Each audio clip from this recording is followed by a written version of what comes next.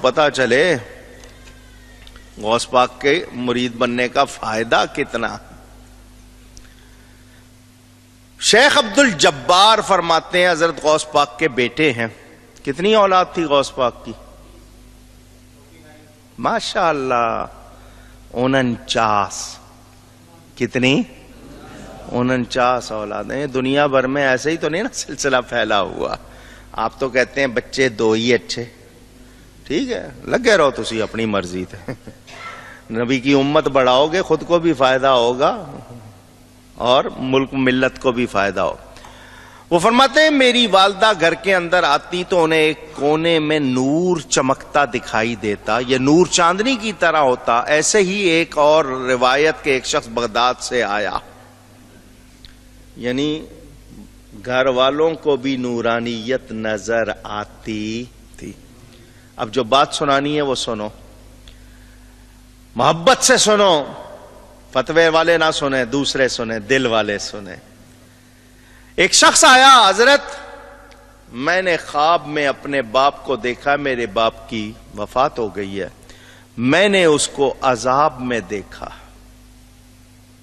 خواب میں باپ کو عذاب میں دیکھا ہے، باپ نے مجھے خواب میں کہا ہے غوث پاک کے پاس جاؤ اور ان سے میرے لیے دعا کراؤ۔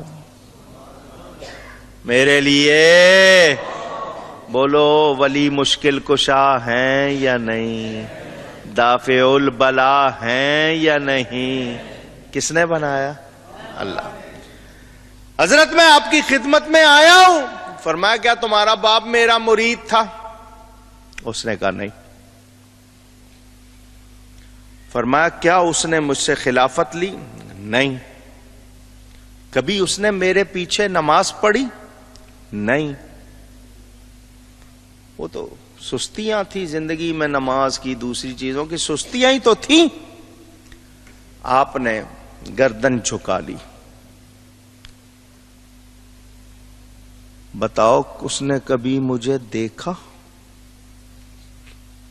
نماز نہیں پڑھی میرے پیچھے، میری تقریر نہیں سنی، میرا مرید نہیں ہوا، خرقہ نہیں لیا، مجھے دیکھا؟ اس نے کہا پتہ نہیں۔ فرمایا میری گلی سے گزرا، میرا لنگر کھایا، مجھے دیکھا، میری گلی سے گزرا، میرا لنگر کھایا؟ اس نے کہا نہیں پتا۔ غوث پاک نے نگاہیں جھکائیں، فرمایا مجھے فرشتے نے بتایا ہے کہ اس نے ایک مرتبہ آپ کو دیکھا تھا، اس نے آپ کو دیکھا تھا اور دیکھ کر بہت خوش ہوا تھا۔ منہ نہیں وٹیا سی، تیوری نہیں چڑھائی تھی، برا نہیں، بلکہ دیکھ کر خوش ہوا اور کہ واقعی اللہ کے ولی ہیں۔ جب اس نے فرشتے نے گواہی دی، فرمایا جا اللہ نے تیرے باپ پر رحمت کر دی ہے۔ اس نے کہا میں نے اپنے باپ کو بہشت میں دیکھ لیا ہے۔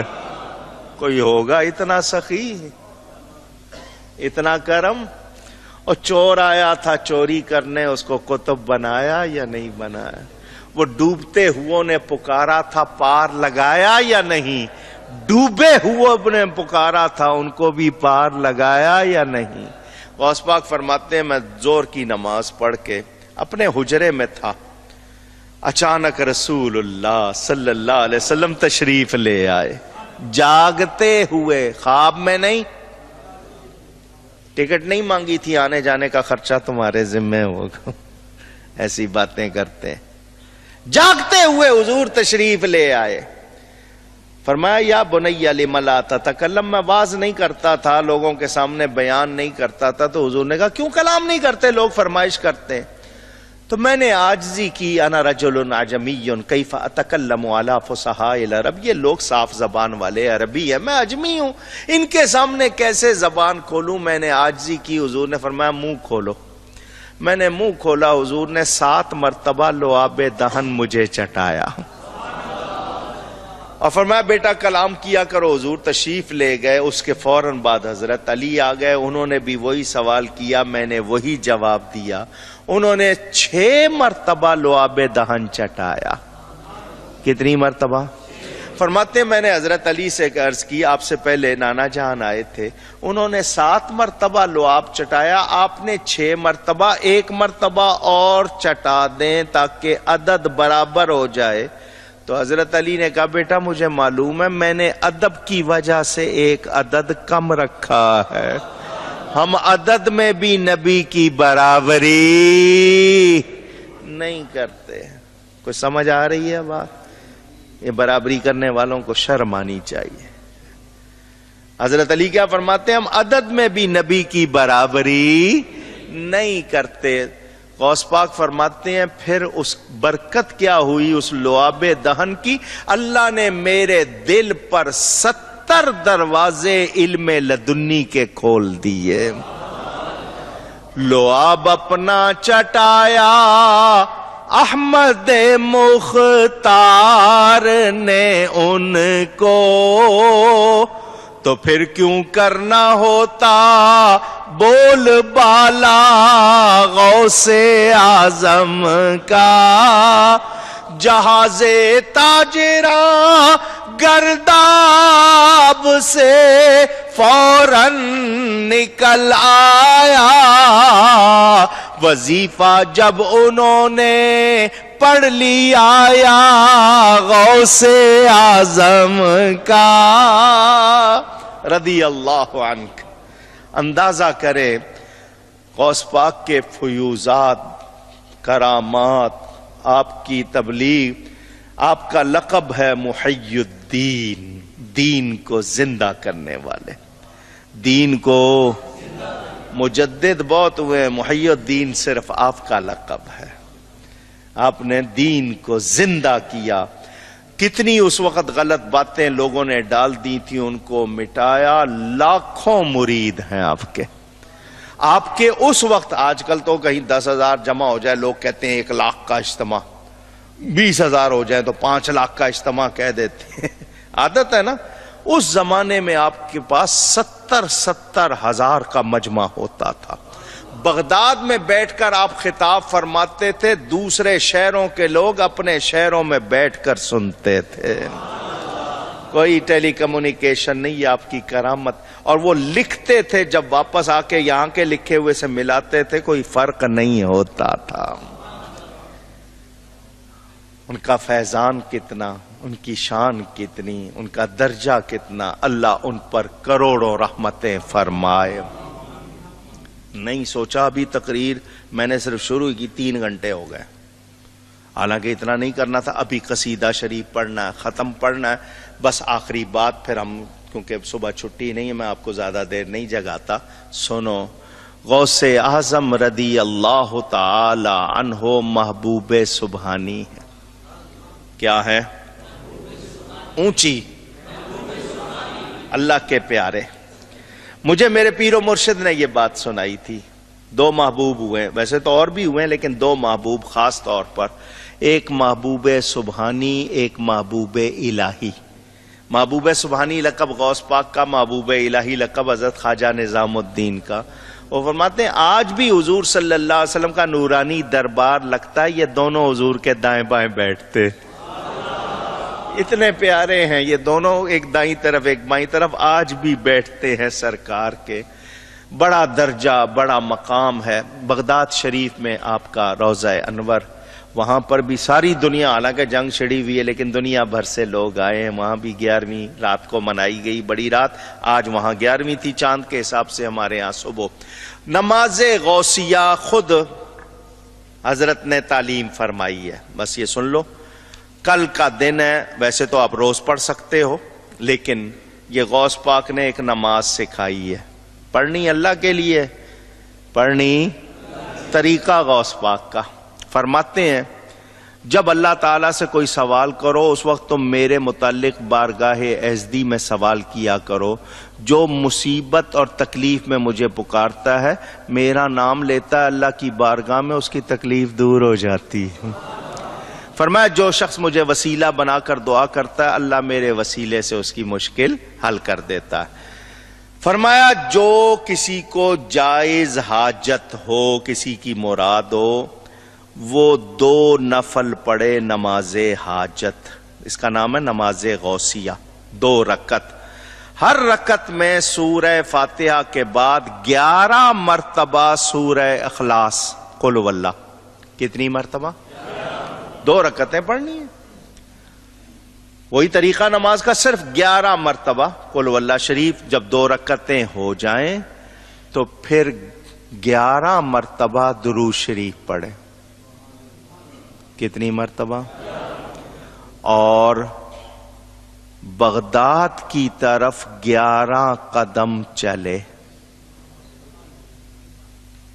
قبلے کے دائیں طرف بغداد.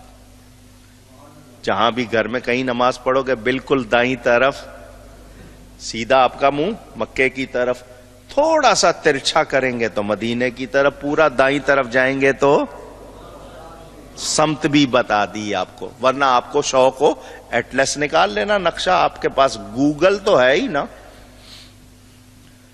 جو چیز کہتے ہیں ڈھونڈنی ہو کہاں سے مل جاتی ہے. ہاں، کسی کی چپل گم ہو گئی ہو تو پوچھ لینا کہاں ہے. گھر میں چیزیں گم ہو جاتی ہیں، گوگل سے پوچھا کرو. ہے آپ کو گوگل کا بہت شوق ہے تو گوگل سے نقشہ دیکھ لینا، میپ نکال کے دیکھ لینا. سیدھا دائیں طرف 11 قدم چلے بغداد کی طرف، میرا نام پکارے، یا شیخ سید عبد القادر جیلانی شیئا للہ. اپنی حاجت بیان کرے، مجھے اللہ پر یقین ہے اللہ اس کی حاجت پوری کر دے گا.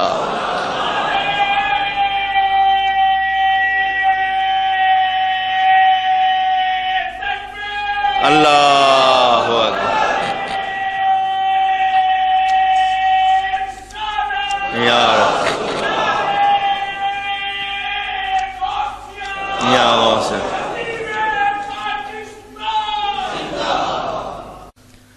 سفر کر رہا تھا میں. سفر پہلے بھی آپ کو یہ بات سنائی تھی. جہاز میں تھا، کوئی نہ کوئی کتاب ملتی ہے پڑھتا رہتا ہوں، یا پھر لمبی سیٹ مل جائے تو لیٹ جاتا ہوں، لیکن اس حالت میں تسبیح پڑھتا رہتا ہوں. اللہ کا شکر ہے لمبے لمبے سفروں میں قرآن ختم کر لیتا تھا. اور نہیں تو کوئی کتاب ہے پوری کتاب پڑھ لینی. کتاب تھی پڑھ رہا تھا، اس میں کھانے کھلانے کی فضیلت، لوگوں کو کھانا کھلانے.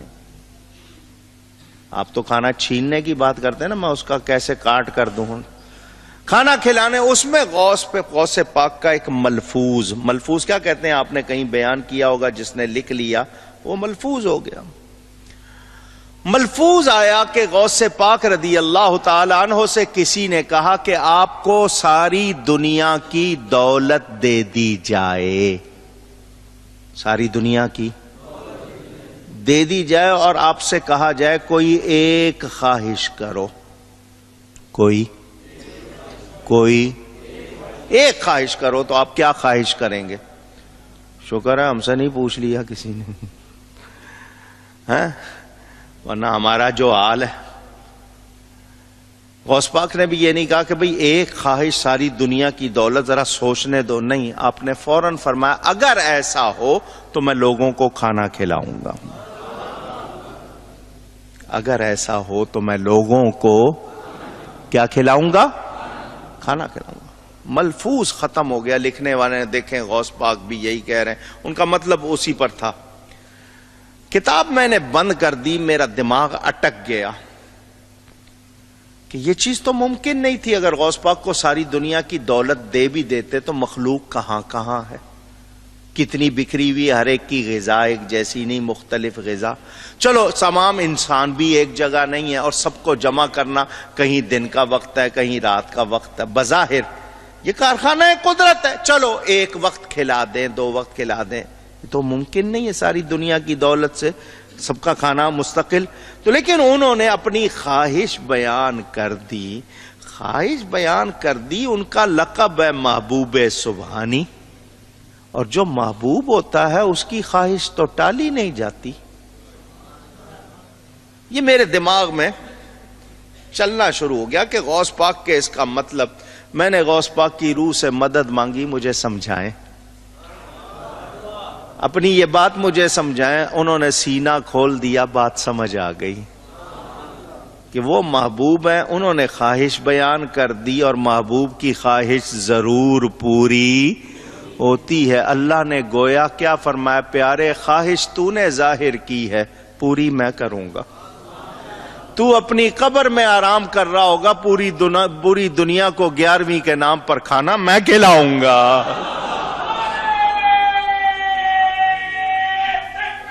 اللہ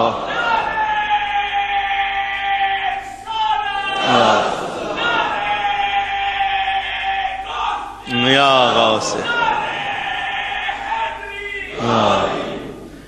میں دنیا کے کئی کنارے دیکھ چکا ہوں, ایسی جگہوں پہ بھی گیا ہوں جہاں صرف 3-4 گھر مشکل سے مسلمانوں کے, وہاں بھی 11ویں ہو رہی ہے. یہ غوث پاک کا فیضان, محبوب سبحانی. اللہ تعالی ہمیں ان کی نسبت سے مکمل وابستگی عطا فرمائے دنیا و آخرت میں. اللہ تعالی ہمیں ان کی نسبت میں کامل رکھے.